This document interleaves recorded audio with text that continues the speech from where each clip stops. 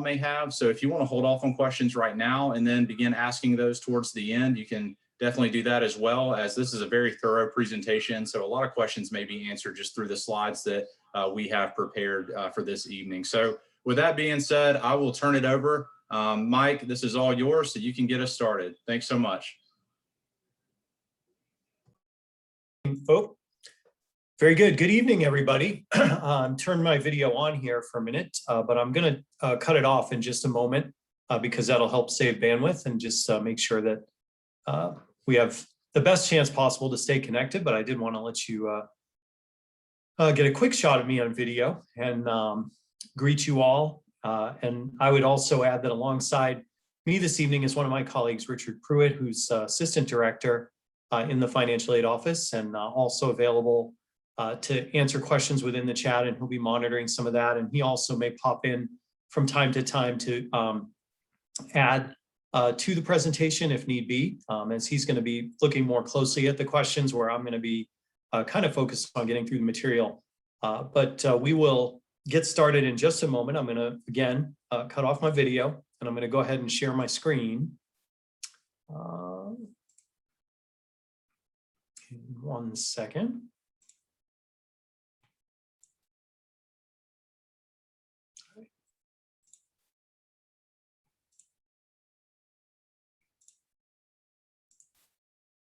Okay, very good.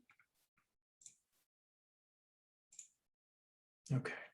And before we begin, if you don't mind, I would like to start us off with a quick word of prayer, and then we'll dive right in. So let's go ahead and go to the Lord and pray here. Lord, we thank you for this evening and for each family that's represented here in this meeting, and for the opportunity to discuss what's a really important topic, financial aid and finances as it relates to college in general. I just pray that as we go through this material, that lots of questions would be answered. I pray that you would provide wisdom and clarity to each family represented as they work to follow your leading in the education for their students. And God, I just again thank you for this evening and the opportunity for all of us to be here together. Thank you for Anderson and the vision and the mission of the institution. And again, just pray your blessing on our time. In Jesus' name, amen. Okay. So in the title slide, as you can see, you have me and Richard that will be here this evening. And we're, without further ado, just going to dive right in. And what I'd like to do to start off is just to really give a general overview of the evening. And we're going to start out with some basics related to financial aid and just some terminology that will help. Now, if you've had a student go to college before, some of this will be familiar, but for those of you who maybe this is the first time, this will be new. But we're going to use some, we're going to put some terminology together to try to give a foundation for some of the things that we'll be looking at. And then we'll dive in and we'll look at more specifically the process of completing the FAFSA, which is really the primary financial aid application. So we'll talk about that, some hints and tips related to the FAFSA. And then we will, from there, get more specific about different types of awards. And we'll focus on the kinds of awards that are available, both from the federal government, the state, and we'll touch a little bit on Anderson financial aid, but really our main focus is going to be on those other types of aid. As it relates to Anderson merit scholarships and other scholarships, that's really stuff that you can talk with your admissions counselor about, as Lucas mentioned before. And that said, if questions come up as we're going through, I'd certainly welcome you to bring those into the chat. And that's the best place for that right now. And again, we'll do our best to be able to answer them during the presentation, but if not, we'll get to them right after. So one other thing to mention too. This presentation, you're going to notice as we go through, lots of hyperlinks in it, which obviously you can't click the links during the Zoom presentation, but you're going to get a copy of this presentation afterward. And as you notice those links during the presentation, you'll understand there are some things that I'm going to go through very quickly with the idea being that I've just given you the place to access the information as soon as you get the presentation back. And so for some of these slides, I'll even say, we're not really going to talk about this, but I encourage you to click the link and check it out. Okay, so let's jump right in and just get some basic financial aid terminology. And as we in the financial aid office work with students, we work with really these three things are the primary building blocks when we talk about financial aid. The first is the cost of attendance, which is the estimated cost of everything that goes into attending college. And that obviously varies from school to school. It incorporates tuition, fees, room and board, and we even take in what we're going to talk about later, indirect costs, things that you don't necessarily write a check to the institution for, but they are still considered for financial aid part of your expenses as we try to calculate need. And the next term is the expected family contribution. And that is determined by the FAFSA, which is the free application for federal student aid. When you complete the FAFSA, it is going to look at family and student financial information and generate an expected family contribution. That's not necessarily meaning that anyone thinks that's how much will come out of pocket, but it's sort of the way that we're able to use as an index as we work with families for that number that comes back from the FAFSA. And then financial need is the difference between the cost of attendance and the EFC. And obviously that's going to vary from school to school, right? Because if the cost of attendance is different, then the EFC stays constant no matter where you go. Need is going to be different depending on how high or low the cost of attendance is. And you see my caution at the bottom, the EFC, when you get it back, if you filled out the FAFSA already and you got an EFC and it says 0, that doesn't necessarily mean you won't pay anything. It just means that's the expected family contribution that we're going to be using in the financial aid office. And well, it's obviously the goal of financial aid to cover full need. That doesn't always happen. Okay, so they're just two things sort of as ground rules to keep in mind as we go through.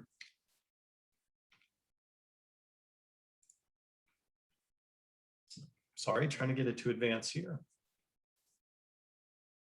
There we go. The cost of attendance includes both direct and indirect costs. I alluded to this before, and it's exactly what it sounds like. Direct costs are tuition, fees that are paid directly to the university.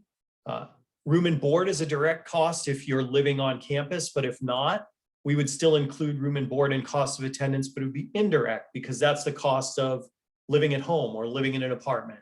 Indirect costs are other expenses. And so that could be books, because that may vary depending on where you buy the books.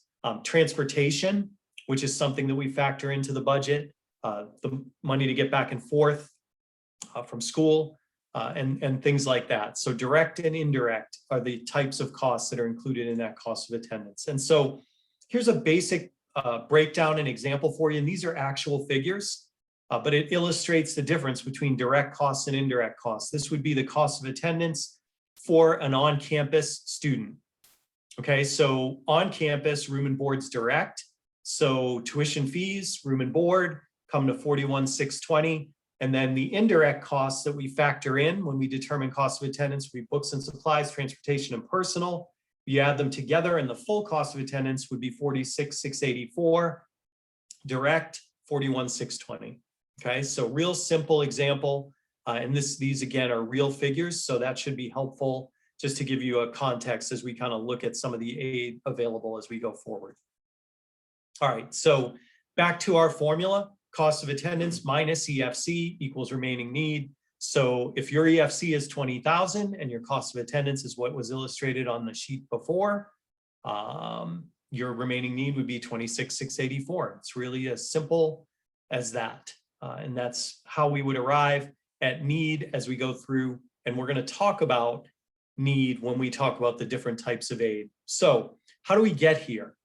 Well, we get here, the cost of attendance I've already shown you. That's specific to Anderson. That would be the cost of attendance. How are we going to get your EFC? Now, you may or may not have already done your FAFSA, but if you haven't, this is where we're going to talk a little bit about how to do it. And the steps are simple. It's gotten easier over the years. When I first started in financial aid, it was much more complex. You had to do a whole lot more. Now you go online and you create an ID, and the student has to have an ID, and at least one parent who's completing the FAFSA has to have an ID as well. And you complete the FAFSA every year. Okay, so every year the student's enrolled, you're going to complete the FAFSA. Now that could be, you may decide after the first year you don't want to, and you just say, well, we're not qualifying for anything or whatever else. But generally, if you have aid that is based on the FAFSA, you're going to have to complete it each year. So just keep that in mind. And the FAFSA opens up on October 1st. And so if you think of it in the context of a student who's looking to begin in this August, the FAFSA for this August opened October 1st of last year, 2020. Now, the reason I say that is because a lot of times there are two FAFSAs available. You can still right now, if you go to the FAFSA website, fill out a FAFSA for the 2020-2021 school year. So this current school year, students who are enrolled in this spring. And so if you are looking at entering in the fall, you want to make sure you choose the right one and complete the 2021-22 FAFSA, okay? And again, that was available in October, so you may have done it already, but if you haven't, this is really prime time for students who are looking to come in August. Some tips here, just real common things that come up when I make these presentations and have live questions. If parents are divorced, use the parent with whom the student lives the most. A step parent has to also be included if that's the case. And then if it's a common question that will be asked about dependency, and families will say, well, what if we're not going to provide any support? Can we just leave our financial information off? And the answer is no. There's a litmus test in the FAFSA where the student is asked a series of dependency questions. And if they can answer yes to any, they're going to be considered independent. But if not, they will be considered dependent. Okay, so that's just kind of some common questions that come up to keep in mind. When you complete the FAFSA, and as I mentioned before, it's gotten easier because for years they talked about this, but now they've made it a reality. You can actually request that the IRS send the information over to complete it. And so that's called the data retrieval tool. And if you use that, we recommend it because you're not then going to have a mistake. It's going to pull the data directly from your tax return. And it's going to get the right information. You don't have to worry about picking the wrong year, transposing a number. It's going to get it.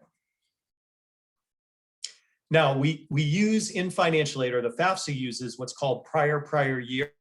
So for a student entering in 21-22, like this coming August, it's going to look at the 2019 tax return. And that's different. Years just not that long ago, it would have used the 2020 return, and you can see what the problem would be there. Some people have not filed their tax return yet, and so you'd be using an estimate. And as it is right now, most people have done their 2019 return, so you should have no problem completing a FAFSA. Not everybody can use the data retrieval tool, but if you can, we do recommend it. It's much faster and easier. And we're going to talk about verification in a minute. That's when the government selects a file and says, we want the financial aid office to take a look at the tax information. Using the data retrieval tool reduces the chances that that will happen, which is nice. Verification is not a bad thing. It's just an extra step. So if you can avoid it, that's great. All right, here's a list of like common things that we've seen. And I've been doing financial aid for a number of years, and I tried to include like a fairly concise but pretty common list of mistakes that we see. Leaving questions blank. If it's a 0, put a 0. You don't leave a question blank. It does have a section for both the parent and the student. And so you want to make sure you get those in the right place. They label them, but it still happens that people put in the wrong data. Careful when you key your social security number. Make sure you use given names for everybody, parent and student. Don't, put a nickname in, even if that's second nature to you. Not using the IRS data retrieval tool, that's kind of a passive aggressive way of me putting it as a mistake, but you don't have to, but it's certainly recommended because it cuts down errors. So I'm going to say that's a mistake if you don't. Neglecting to sign, that's a big deal. It delays things. So you want to make sure you have your ID and you use it to sign. And then missing any deadlines. And we'll talk a little bit about deadlines.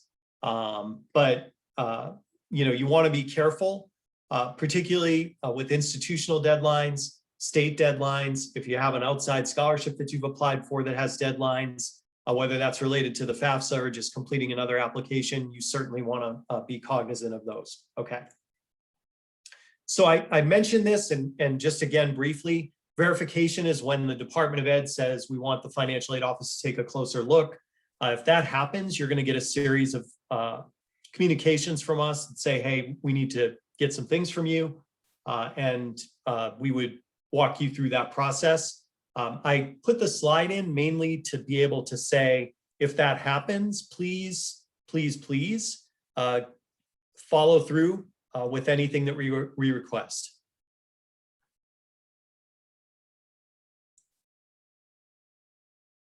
And, it just delays things if you don't get it done. And so you definitely want to be careful to be able to get that in as we send and request information from you. Okay. Really quickly to talk about special conditions. If the family has had some type of financial difference or a crisis, something that's not reflected on the FAFSA, you have to contact us. It's not within your ability to go in and say on the FAFSA, I'm going to change my income because this more accurately reflects what actually we made or we are going to make in the next year. We have the ability to change it, and that requires us getting information from you that we'll use to determine if that's possible. But all that can happen if you use information that's not from your tax return is generally it's going to error out, and we're going to have to just go back in and fix it anyway.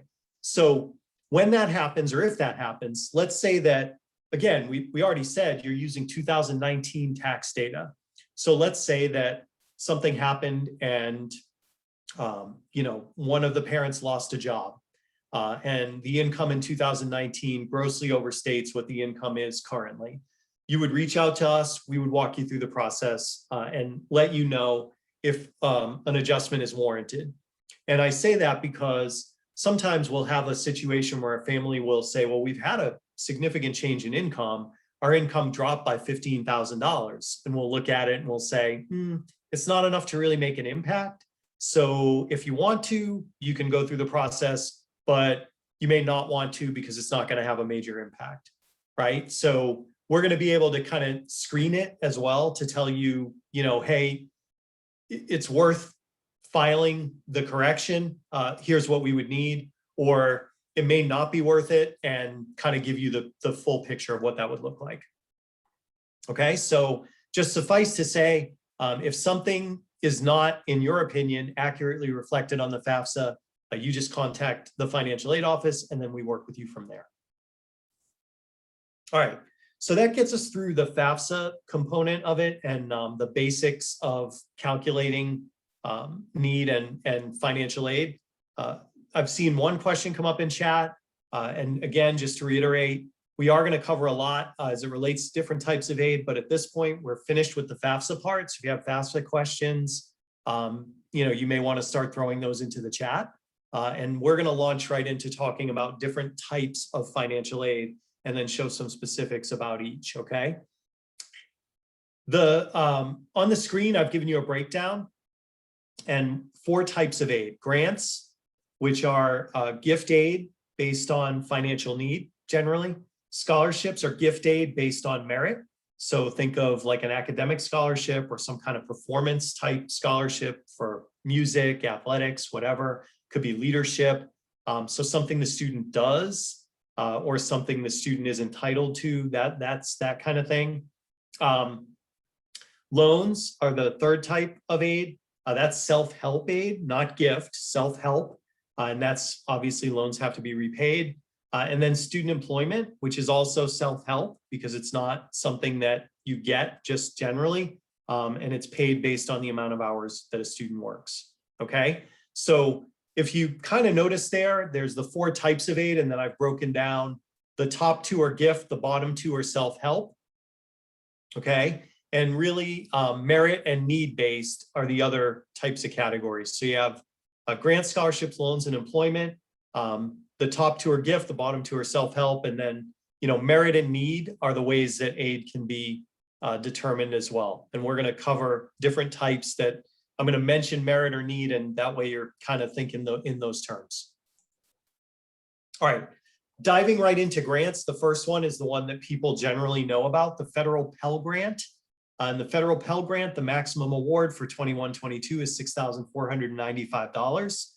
The other grant that's sort of a companion to the Pell is the Supplemental Educational Opportunity Grant, or SEOG. The Pell Grant is what we call portable, which means if you qualify for Pell at one place, you qualify at other places as well, assuming the budget there warrants it. SEOG is a little different. SEOG, the government gives the school the money and then we determine how to award it. At Anderson, we generally award SEOG to Pell recipients and we award until we run out. So that's why you may qualify for SEOG at Anderson, see it on your award letter, and somewhere else you see the Pell, but you don't see SEOG, or vice versa. Okay, so those are the 2 federal grants. Generally, again, this is need-based, so going to high need students as based on the EFC. So if you have if you've got your FAFSA, the EFC to qualify for Pell, which Pell, that's the maximum amount. It can go lower as well, but the maximum EFC is somewhere in the 5,700 range to qualify for any Pell Grant. All right, so now that's the federal grant program. The state grant, there's the South Carolina Tuition Grant, which is, again, eligibility is based on the FAFSA, but a little bit different. The award amount is $3,600 for 2021. I don't think we have next year's award amount yet.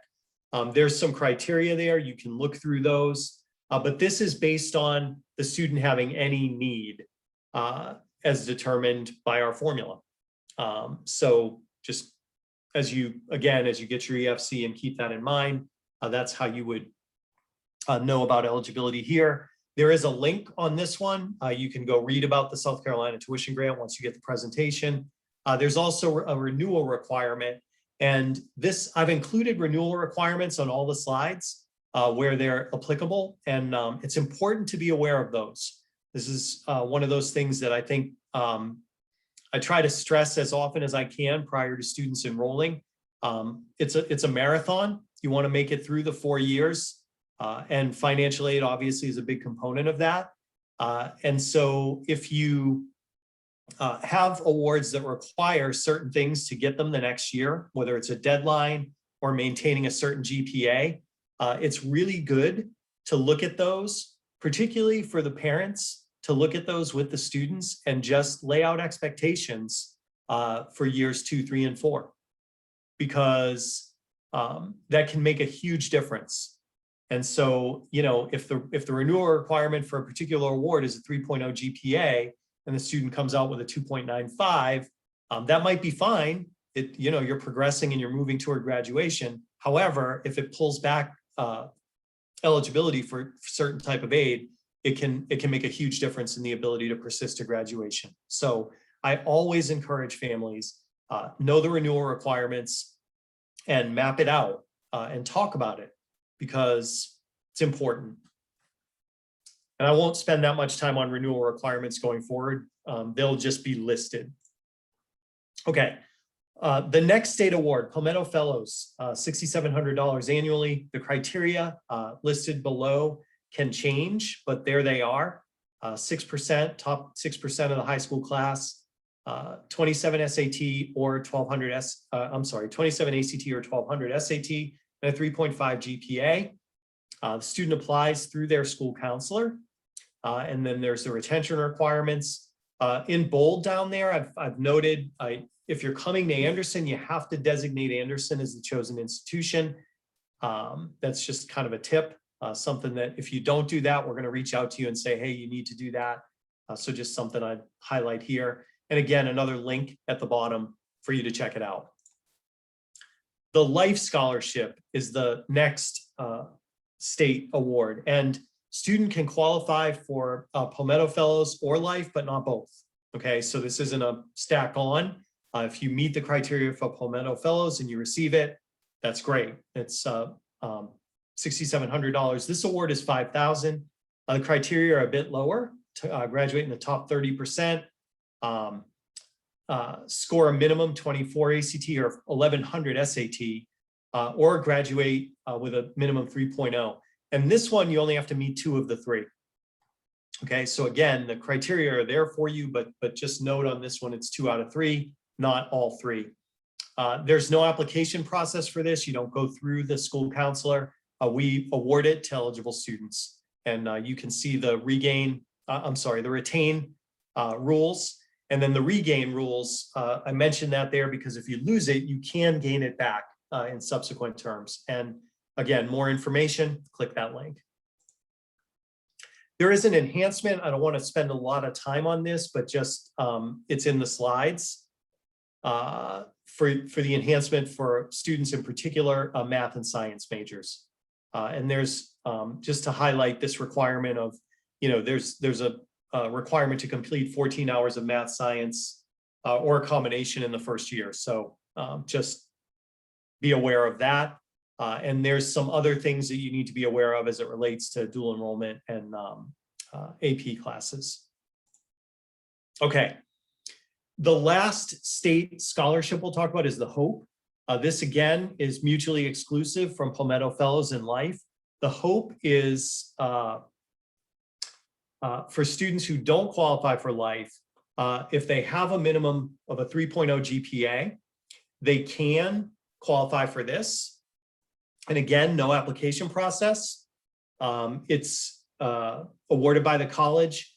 You can't renew it, but you can gain the Life Scholarship. So basically, what that practically means is if a student qualifies for HOPE and after their first year, they've performed at a level that would have allowed them to keep Life, then they gain Life. So that the award actually goes up to the Life Award. Okay, so this is sort of a lower threshold to entry, but a way to be able to work into the higher award as well. Again, there's a link here that you can check out. All right, so those are the grant programs and scholarships from the state. And again, we're not going to dwell on Anderson Aid. We'll touch on it briefly later, but we're going to jump right into student loans. And I see questions coming in. That's great. Keep them coming. We'll again try to respond in the chat as they come in. So student loans, real quickly through this. 3 things that I'm highlighting. First of all is the federal direct student loan. And that is a loan that most all students who complete the FAFSA will qualify for. That's a loan taken in the student's name. The direct parent loan is a loan in the parent's name, as it sounds like. The PLUS loan is in the parent's name. And we'll get a little more detail on that in a minute. And then private loans, which I don't talk too much about, but I did give you a link down there. We have some information on our website.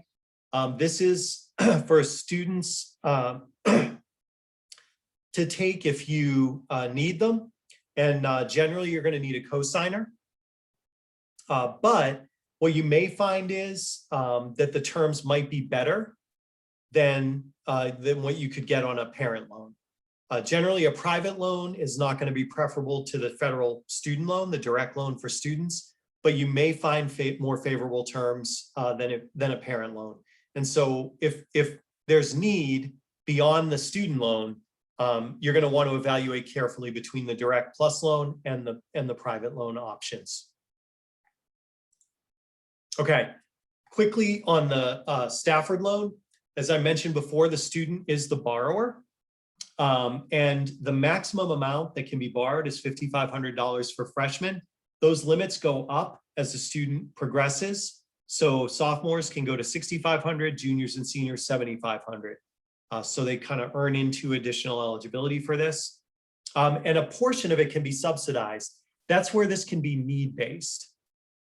Not all of it, but a portion. So for a freshman with that $5,500, $3,500 of it, up to $3,500, may be subsidized. And the way that that's determined is if the student has need after their other financial aid and before the loan. Okay, so it's starting to get, we're stacking the formula together now. So stay with me. Cost of attendance minus the EFC minus your scholarships and grants. And if there's need left, whatever that need amount is, up to $3,500 of this loan could be subsidized. And the reason that's favorable is subsidized means that the interest is paid for the student while they're in school and while they're in their grace period, which is 6 months after they leave school or graduate. And that can include grad school. Okay, so it's not that the interest is deferred, it's that the interest is actually paid for the student. So if you borrow that $3,500 subsidized, it is still $3,500 when they 6 months after they leave school or graduate, when it goes into repayment. So that's what the advantage of a subsidized loan is. Even if they don't qualify to have a portion of it subsidized, they can still borrow the full $5,500. It would just be all unsubsidized if none of it can be subsidized. Okay. Now the unsubsidized loan, the interest accrues during school and during grace period. And the borrower or the parent can make interest only payments or pay it down. I mean, there's no, nothing preventing that, but it does accrue. But the rate is favorable as well. So that's that. Again, grace period, 6 months after the student leaves school or graduates, and that does include grad school. So if a student's going to roll right out of Anderson with their bachelor's degree and continue straight into grad school, they would stay in school status and the loan would continue. Payments would be deferred. And if it's subsidized, the interest would be deferred. Okay, parent loan, very quickly. The parent is the borrower of a parent loan. And you can, with a parent loan, borrow up to the remaining costs of attendance after other aid. So this one doesn't factor in need. Okay, so going back to our formula, cost of attendance, we know that it's somewhere around $46,000. And then if the student received $20,000 in grants, scholarships, and other loans, you could borrow up to $26,000 in a parent loan. You can go right up to the cost of attendance, not just direct costs, the full cost of attendance. Okay. As I mentioned before, if you're going this route, you're going to want to look at private loans as well to see if the terms are more favorable. The interest rate for this for 2020-21 was 5.3%, so it was a little higher. But the other thing to note with this is that the approval is based on a credit check and not income. And so it is accessible. If you have good credit as a parent, you can borrow. Now, you may not want to, because again, generally there's wisdom behind, an income based decision because you don't want to get into a place where you can't afford repayment. But just keep in mind, this loan is based on credit, not income. And the FAFSA has to be completed for this. And so I'm highlighting that here because if you remember before, I said in subsequent years, you may elect not to complete a FAFSA because you just say, well, we're not qualifying for any need-based aid. But even if you are only taking a parent loan, even though it's not need-based, you still have to complete a FAFSA. Okay. Last type of aid we're going to dwell on here is federal work study. So student employment and specifically federal work study is available to students who have need after their other financial aid. So again, cost of attendance minus EFC minus other aid. If there's still need left, you may qualify for federal work study. We award it as a lump sum on the student's award letter. So if you see federal work study, $4,000 and it's broken up $2,000 per semester, that's the student is eligible to earn that, but it does not apply to the student's bill. It is just an indicator that they can apply for a job. And if they interview and they're accepted, they would be able to earn up to that amount. And then that money is paid like a normal paycheck. Okay, so I guess the best way to say it's the payment is not credited. So you see that $4,000, you're not just able to say, great, that's going to just come off our bill. That's not how that works. But the student can earn it. And so even if it's awarded and the student only wants to work fewer hours and just, you know, try to get a job for some spending money, that's absolutely fine. But that's federal work study. And for students not eligible for federal work study, there are campus employment opportunities available that are not federal work study and not need-based. So just because you may not be eligible for work study, student may still be able to get an on-campus job. And again, another link here. I keep meaning to say when there's links on them, but just again, there's a lot more information if you follow the link. Okay, real quickly, there's a few teacher programs, and because the audience, we may not even have any education majors, I'm not going to dwell on it, but I did want to give you the links. If you're going into education, these are things that you can look at. Typically, these grants are you're wanting to make sure you understand the service requirements that go along with them, because if you don't meet those service requirements, they typically will convert to loans. And there's another note down there, teachers may also qualify for federal loan forgiveness. And that's something, if you're interested, you can look back and learn more about. And obviously, if you're following the news, these are things that can be pretty dynamic. You know, I'm expecting there are going to be changes to loan rules could happen at any time. And so you definitely want to stay on top of what you're signing for with student loans, and just recognizing that, you know, in the past, they've made changes, but people have stayed with the obligation that was on the promissory note for the time that they got the loan. So don't assume that if they change something that it's going to automatically impact in the future. Okay. All right, we got about 7 minutes left, and happy to see questions popping into the chat. Keep them coming. The next steps, let's spend the rest of our time just kind of focused there, and you'll see at the end I've got a really a slide with a bunch of links that are going to go through, you know, sort of a list of things that aren't linked on the other slides. So everything at this point depends on where you are in the process, okay? So if you're on this Zoom call and you've not completed your application process yet, you need to do that obviously first. You got to get all the materials in required for admission. And then once that's done, you're going to want to submit a FAFSA and provide the information to us. So get the FAFSA done at our school code. So if you're there, that's your next step. Once that's done, as I mentioned before, you really want to be on the lookout for anything that we ask you for. Okay, so if you're selected for verification, you need to check and make sure you get the materials to us that are required for verification, or anything else that we may request to complete the file. And then once your file is complete, you'll receive an award letter, and we're going to show one of those in a minute. And then once you've received that award letter, if you have questions, you can reach out to your admissions counselor, or if it's more specific to financial aid, you can reach out to our office. And that's going to kind of give you a blueprint, and you're going to be able to then set up a payment plan. And you can do that as early as May, or you can just plan to pay in full anything that's left after financial aid. And we're going to talk more about those things in a minute. I'm going to show you the tools that we have available to help you as you plan out.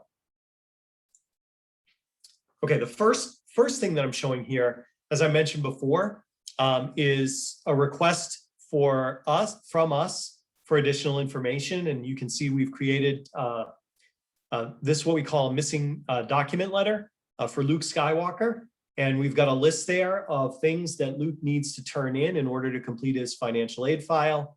Hopefully you won't get one that's got that many things missing, but I asked when we put this one together to give us a good list. But you know, if you're selected for verification, you're going to see we need your 2019 tax transcript. We need potentially, you forgot to sign the FAFSA. Whatever it is, it'll be listed here. And if we send you this letter, we're serious, we actually need it. I actually had a student once, call me and say, now I keep getting these letters from you, like, I don't actually need to do anything, right? And I still scratch my head when I get questions like that. Generally, if the financial aid office asks for something, we're not just, asking for the sake of asking. We do need it to complete the file, and that's what this letter looks like. The next letter after that, once the file is complete and we're able to, you can see Princess Leia was a little bit quicker, got everything turned in, and she got her award letter. And that's what this looks like. And you can see it's broken down with fall and spring, and then the total. So we give you the semester amounts and then the annual amount. Generally, it's half and half, but there are some exceptions to that. But this is typically what it would look like. And also note on the award letter right underneath the awards, there's another section where we say, hey, to finalize, we still need some other things. These are things that we need once the student's awarded in most cases. So this is a student who, is going to be getting some South Carolina state aid. So we need a state certification form. We need a residency form, and all of these things that we ask for, you'll see, and I've given you the link to where it is on our website. There are links to be able to either fill out or download the form that you need. We make it super easy, but that information is all going to be contained on the award letter, and that's what this one looks like. Now, once you have the award letter and you have a sense of what your awards are going to look like, you're going to be able to go to the Anderson Central portion of the website, and there's a cost estimator there.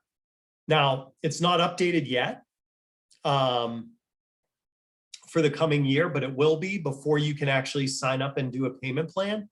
But this gives you a sense of what the payment plans look like. And the idea being, you're going to make payment plans by semester, not for the full year. And so if you take a look at those dates out to the left, the advantage of getting there early is you can spread it out over more payments. Okay, so if you start your payment plan in May, you can make 5 payments instead of if you start your payment plan at the beginning of the school year, you're going to be making just 3 payments. So you'd be making, the September, October, November, where if you start in May, you can have those payments drafted July, August, September, October, November. So you're paying the same amount. It just allows you, if you want to do that for budgeting, to spread it out over a longer term. People will ask about the down payment. That's on the amount after your other financial aid. And so when you go to this cost estimator, you're going to be able to get a sense. The tuition will be there, and then you'll plug in whatever the dorm situation is, because there are slightly different costs for different residence halls, and it'll give you a bottom line figure. Then you'll be able to plug in your total amount of aid, and it'll give you a bottom line figure to be able to estimate your payment plan. You won't get an official bill until in the summer, but that, again, if you're wanting to get started early, you can set up the payment plan, and then certainly if something needs to be adjusted, you're not going to end up overpaying if you set up the payment plan and let's say a scholarship comes in later that you weren't aware of, or the cost is slightly different, it's going to get adjusted later. Okay. The other thing is we want to make sure that you're checking your campus email often. And, at some point you go through a transition where the admissions office is contacting you with on your personal email, but it'll shift, and admissions will still have your personal email, been using that more, but other offices, particularly financial aid and Anderson Central, where you're going to be handling the bulk of your billing and registration, you're going to see those emails coming to your Anderson email. So it's important to check it. You'll have a self-service account that you can log into, and you can then view bill information in there and other things that you'll need as well. Basically, you're going to want to get in there as soon as you can to be able to check that out and stay in touch with it. And then as we get closer to the start of the semester, this handy little tool that I've given you a picture of there called the Trojan Trek. It kind of looks like what we were talking about with our missing document letters, but this is like later in the process, and it incorporates everything. Can be stuff from Student Life, Anderson Central, could be financial aid things, and you'll be able to see anything that's missing. Like these, again, are much more focused on things you need to complete just before you come. Okay, so that's a tool that's available, and definitely want to make sure you're aware of it and that you get into it as soon as you're told that it's available. All right. Helpful links, and some of these were in already and others are not. So they're all aggregated on this page, but there's the FAFSA 2 at the top. Studentaid.gov is just a good general resource on financial aid in the process and just generally about federal aid. The state website is there as well for South Carolina scholarships and grants, and then the tuition grant has a separate website that's there. So those are for South Carolina residents. Anderson specific stuff, the Anderson scholarships and grants link will talk to you about the merit and some entitlement awards that are available through Anderson. Financial aid forms and documents, that's a big one. You definitely want to go there. Once you've received a missing document letter, that link will take you to the page where you can get all the information you need about any document that you're told is missing. Okay, so that's a helpful one. Outside scholarship page, we do try when possible to put links up for any outside scholarships we're made aware of. So you can check there. Some are for returning students, some are available to entering students. And then VA benefits, which I didn't talk a lot about, and that's really Richard, who's on the call with us, that's his purview, but the link is there. If you're eligible for any type of veterans benefit, there's a link there, and you can check that out. And then, as I've said at the bottom, definitely encourage you to reach out to your admissions counselor with questions about Anderson aid and really about financial aid in general. They may be able to handle it, and if not, and it's just like a in the weeds kind of FAFSA thing, they're going to send that over to us, and then we'll be able to help you. Okay. Somehow I made it through, and I'm a few minutes late, and I apologize, but I made it through and didn't mention FERPA, and I definitely want to mention that. The FERPA, which is an acronym, and I'm not going to, Federal Education Records Protection Act. I thought I wasn't going to get it, but I did.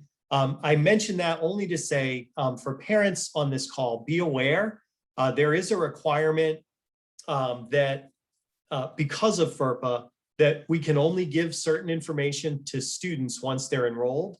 And there is a form that you can, the student, not you, the student can fill out, which can give permission for us to talk to you as parents. And so that's something you would want to talk with the student about, and make sure that if that's a thing that you want, that they find that form and complete it.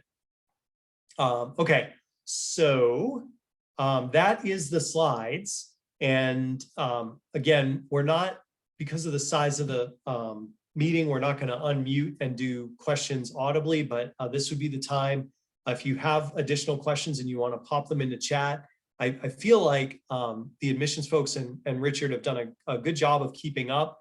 But if there's anything else, we'll certainly stay for a couple of minutes and be able to answer those. But other than that, I don't have any other content. Again, to remind you that this exact presentation is saved as a PDF with the links active, and it will be sent to you within a day or two so that you'll have it and be able to get it. Before I close, I just want to make a double check with Richard and with Lucas. Is there anything else you would like to add before we adjourn for the evening? If you want to unmute, that would be great, or you can type in chat. Oh, Richard unmuted. Yeah, I think we've pretty much kept up with all the questions. We appreciate you attending tonight. And if you have further questions, like I said, feel free to reach out to our office at aid@andersonuniversity.edu. Or if it's admissions related, you can reach back out to your admissions counselor. Very good. Lucas, anything before Yeah, no, I think that pretty well covered it. I think we were able to get to the questions in the chat. So yeah, I would just encourage everyone to follow up with us in admissions if we can help out with any follow-up questions for you that you have after tonight. All right, very good. Again, thank you all for attending. I sincerely hope that this was helpful, and definitely look forward to meeting many of you this fall and your students. There is nothing else at this time, and so I am going to adjourn our meeting, and thanks again.